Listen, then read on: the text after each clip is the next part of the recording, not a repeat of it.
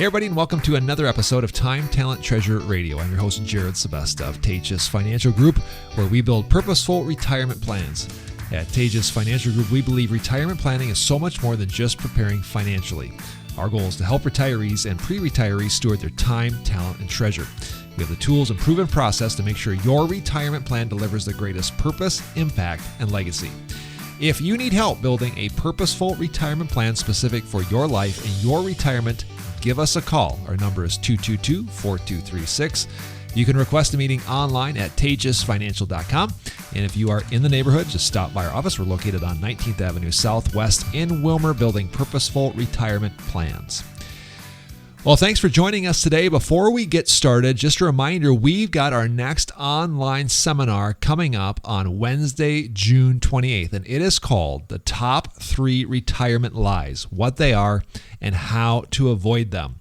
For nearly a century, retirement has been rooted in a flawed concept, and these concepts rarely get challenged or questioned. And if you follow these lies, they can lead to massive missteps for a retiree. And while conventional retirement planning likely has good intentions, it may not deliver on creating the most fulfilling and rewarding retirement experience for you. Again, Wednesday, June 28th at noon Central Time, Ben Taatjes and myself, we are going to cover these top 3 retirement lies, and we're going to tell you how you can avoid them. It's a free online seminar, as all of our seminars are, but you have to register, and the way that you do that is simply go to our website, taatjesfinancial.com, and you will see a link right at top of the page.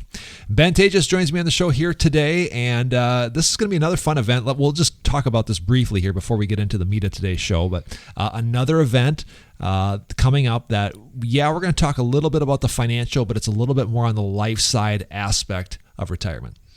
Yeah, Jared, I love tying people's life and money together, and it always comes down when we start talking about retirement. People assume it's about numbers, and yeah, certainly there's a big part of that in what we do. But we know from experience that no matter how well thought out your financial plan is, no matter how prepared your bank accounts are for retirement, if you are not prepared for that major life change, that it may not go just as society's shown you it should go.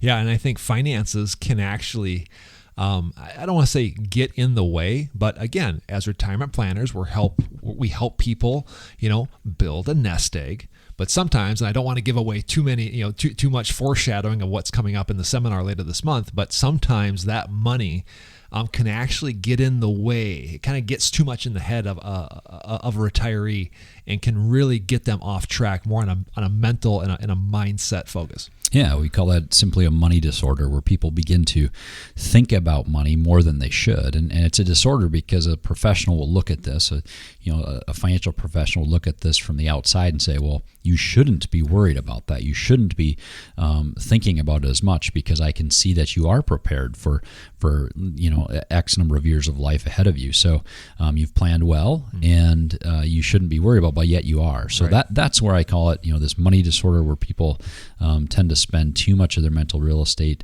really stuck on the numbers of retirement, when really we just want them to get out there and live. Mm-hmm. Yep, absolutely. So again, coming up Wednesday, June 28th, noon Central Time, go check out our next online seminar, Top 3 Retirement Lies, What They Are, How to Avoid Them. Register at taatjesfinancial.com. So the debt ceiling negotiation came to an end last week. Obviously, this has been a major headliner in financial news over the last several weeks. Yeah, it did, Jared. I think what I would talk about with the debt ceiling negotiations is that they once again drug it out, and we heard all of this back and forth that we typically do, and finally there was some agreement, and it was signed into measure, and once again we make some changes and life goes on. I think during those weeks, however, while they were discussing it and people were getting nervous again about what was going to happen, once again it caused fear. It caused people a great deal of concern, in which case decisions hopefully weren't made based on that. And we talked to a lot of our clients about, me personally, as I've been in this business for 20 years, the debt ceiling negotiations have come up from time to time. This isn't anything new. What's maybe new is just the level of debt, and we continue to add to that. And I think that's maybe we try to get clients to think about it in the long run and not make drastic decisions. Every one of these changes that comes from Washington and the market change as we go through will create changes in your long-term plan. So be thinking about, what was the change that just happened. Don't make a quick reaction to that, but certainly look ahead to what may come from that. Well, how much mental real estate should an investor put into this? We don't want our people and our clients to be, bury their head in the sand and be naive to things. But how much clout should the typical investor be giving to news like this, in your opinion? Well, political news, typically not a ton, Jared. I mean, I've had clients from time to time come in my office and say, I'm just so disgusted with the current administration, or I'm disgusted with what's going on, politically. And I think something that I've reminded them many, many times is that, hating the government or being unhappy with what's going on in government currently is not an investment strategy.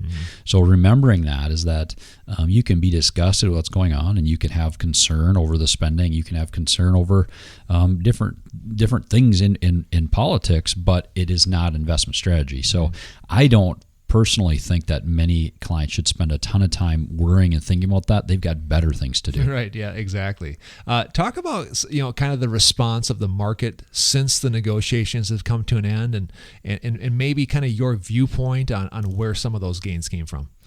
Well, I think any time you start to remove a level of uncertainty, the market likes that. So whenever we're trying to price in, and you've seen that now, we're always kind of, are we coming to the end of where they're raising the interest rates, right? So when the Fed kind of start to signal maybe we're getting close to the end of that, the market says, okay, maybe this is the new normal that we're in. Okay, the debt ceiling, discussions are over. Now maybe this is a little more stability.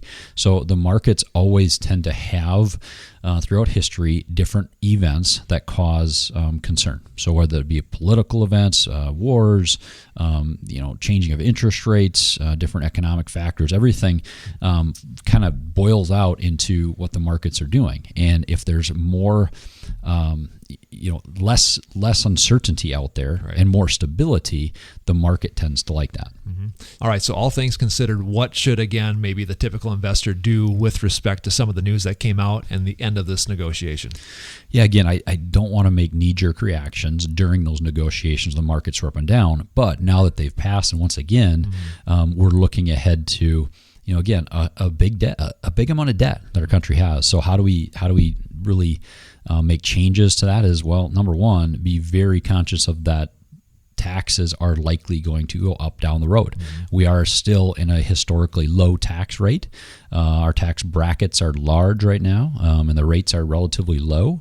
But going ahead, regardless of who is the administration at the time, we're likely going to see higher taxes. So making sure this year you're taking advantage of the tax brackets, if that applies to you, working with your advisor to figure out exactly where your bracket starts and ends. I had a client today that we were talking through, and they were doing a distribution this year, largely because they had about $40,000 left in the 22% tax bracket. So we say, hey, before you get pushed in the next one, which wouldn't be the end of the world, it's 24% after that. Right. But again, after that bracket, it does jump up a little bit. So just understanding your financial situation. And summer's a great time to do that. Work through understanding, like we talked about last week, with Kendra, work through some of these items that you may have put off.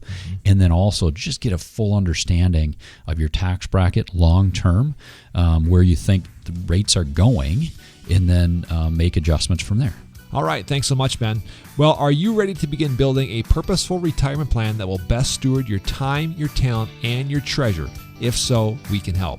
We have a number of ways you can set up a no-cost, no-obligation meeting. First, give us a call at 320-222-4236, or you can go to our website, taatjesfinancial.com, or if you live in the neighborhood, you're welcome to stop by our office. We're located on 19th Avenue Southwest in Wilmer, office hours, Monday through Friday, 8:30 to 4:30.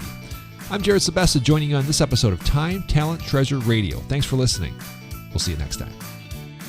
Securities offered through Avantax Investment Services. Member FINRA SIPC. Investment advisory services offered through Avantax Advisory Services. Insurance services offered through an Avantax affiliated insurance agency.